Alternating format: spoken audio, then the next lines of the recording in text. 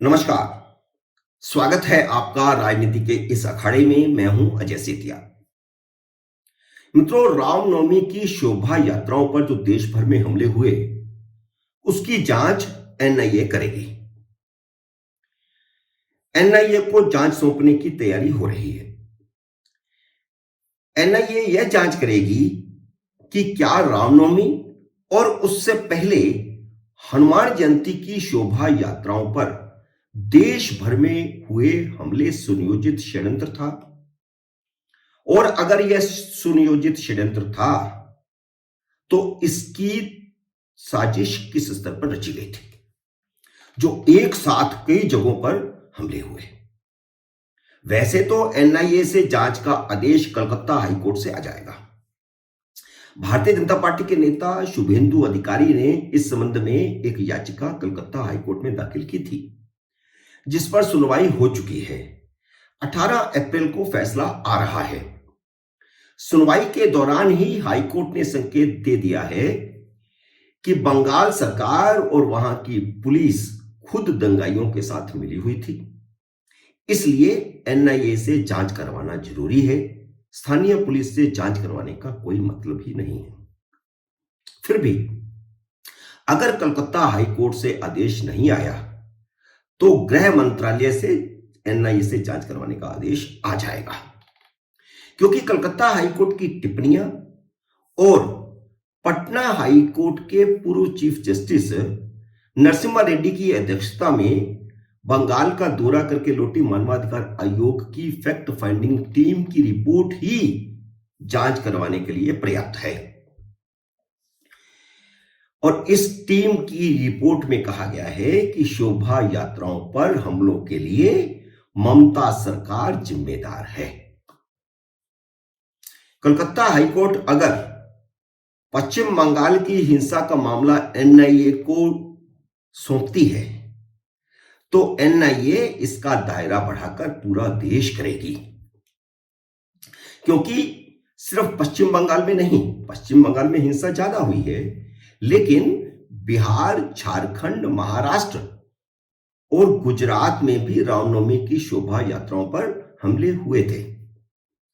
इन सब के तार एक दूसरे से जुड़े हुए हो सकते हैं, क्योंकि सब जगह हमले मुस्लिम इलाकों में हुए और उनमें भी ज्यादातर जगह मस्जिदों से हुए।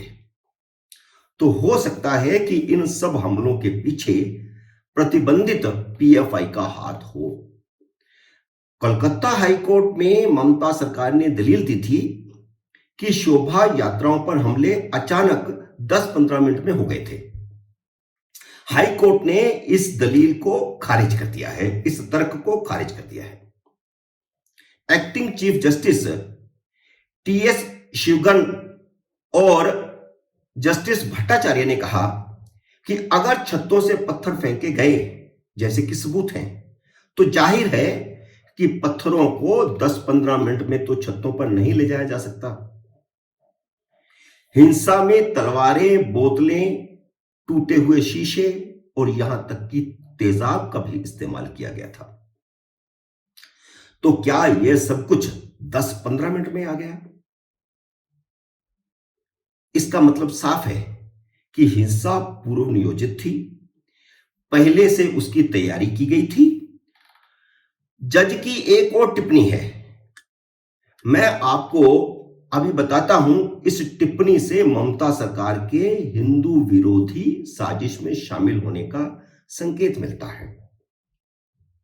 जज ने कहा कि पिछले 4-5 महीनों में हाई कोर्ट ने राज्य सरकार को 8 आदेश भेजे और ये सभी आदेश धार्मिक आयोजनों के दौरान हुई हिंसा से संबंधित थे। क्या इससे साजिश की बू नहीं आती? जज ने यह भी कहा कि वह पिछले 14 सालों से जज हैं।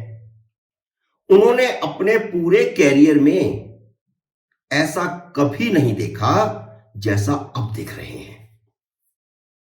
यानी पिछले कुछ महीनों से लगातार हिंदुओं पर हमले होने शुरू हुए हैं। हालांकि चुनावों में भी हुए, चुनावों से पहले हुए, चुनावों के तुरंत बाद हुए, लेकिन चीफ जस्टिस ने हाल ही के कुछ महीनों का जिक्र किया है। मित्रों, बंगाल में जो कुछ हो रहा है वह सब हमारे सामने है।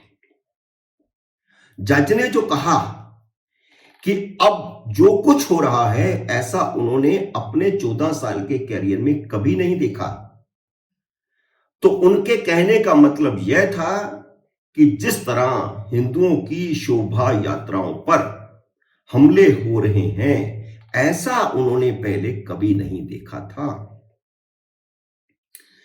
तो ऐसा क्यों हो रहा है? इसकी वजह राजनीतिक है। सागर दीघी उपचुनाव की हार ममता पचा नहीं पा रही। यह मुस्लिम इलाका है और वहां कांग्रेस उपचुनाव जीत गई, तो यह एक संकेत देता है, ममता को आभास हो गया है कि मुस्लिम उनसे नाराज हो रहे हैं,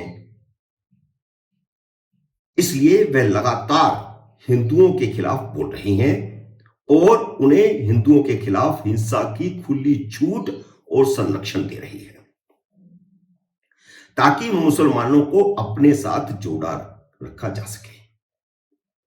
रामनवमी जुलूसों पर हमलों का मुख्य कारण ममता बनर्जी का वह भाषण था जिसमें उन्होंने कहा था कि मुस्लिम इलाकों से गुजरने वाले जुलूसों पर कार्रवाई की जाएगी। इसी के बाद हिंदुओं की शांतिपूर्वक शोभा यात्राओं पर हमले हुए और पुलिस भाग खड़ी हुई। कई जगह पर पुलिस ने कार्रवाई नहीं की, भाग खड़ी हुई, क्योंकि पुलिस कर्मियों को डर था कि अगर उन्होंने मुसलमानों पर कार्रवाई की तो बाद में कहीं ममता सरकार उन्हें सस्पेंड ही ना कर दे, क्योंकि सरकार तो एक तरफा चल रही है। हिंसा के बाद भी ममता बनर्जी ने उल्टे हिंदुओं पर आरोप लगाया कि उन्होंने शोभा यात्राओं का मार्ग बदला और पहले हिंसा की, जबकि ऐसा एक भी उदाहरण मौजूद नहीं है जहां हिंदुओं ने पहले से तय मार्ग को बदला हो, बल्कि पिछले उदाहरण देते हुए शोभा यात्राओं के आयोजकों ने कई पुलिस थानों में सुरक्षा व्यवस्था कड़ी करने की मांग की थी, लेकिन पुलिस ने ऐसी व्यवस्था जानबूझकर नहीं की। अब जांच का विषय यह है कि पुलिस ने किसके इशारे पर हिंदुओं की शोभा यात्राओं की सुरक्षा की व्यवस्था नहीं की थी। रामनवमी के बाद भी मुख्यमंत्री ममता बनर्जी बिना किसी जांच के हिंसा के लिए हिंदुओं को जिम्मेदार ठहरा रही थी। ममता बनर्जी ने यह कहकर मुसलमानों का बचाव किया कि वे रमजान के महीने में गलत हरकत कर ही नहीं सकते। बिना जांच के क्लीन चिट, अजीबोगरीब हालत है मुख्यमंत्री की। इतना ही नहीं, एक जगह उन्होंने मुसलमानों को कानून हाथ में लेकर शोभा यात्राएं निकालने वाले हिंदुओं को सबक सिखाने की बात भी कही थी। इसका वीडियो मौजूद है और इस वीडियो को मानवाधिकार आयोग की फैक्ट फाइंडिंग टीम ने अपनी रिपोर्ट में रखा है। वह अपने नफरती भाषणों से धार्मिक आधार पर भीड़ को उकसा रही थी। उनके एक तरफा बयान दंगाइयों का हौसला बढ़ा रहे थे और रामनवमी के कई दिनों बाद तक बंगाल के कई इलाके हिंसा की आग में जलते रहे थे। मित्रों, अब इंतजार है हाईकोर्ट के फैसले का, और जैसा कि मैंने पहले कहा, हाईकोर्ट का फैसला ना भी आया तो भी एनआईए की जांच तो होगी। मेरा इस वीडियो को आपने जरूर पसंद किया होगा, इसे लाइक और शेयर कीजिए, और अगर आपने मेरे इस नए YouTube चैनल को अब तक सब्सक्राइब नहीं किया तो कृपया सब्सक्राइब करके अपना आशीर्वाद दें और मेरे अगले वीडियो का इंतजार करें। नमस्कार।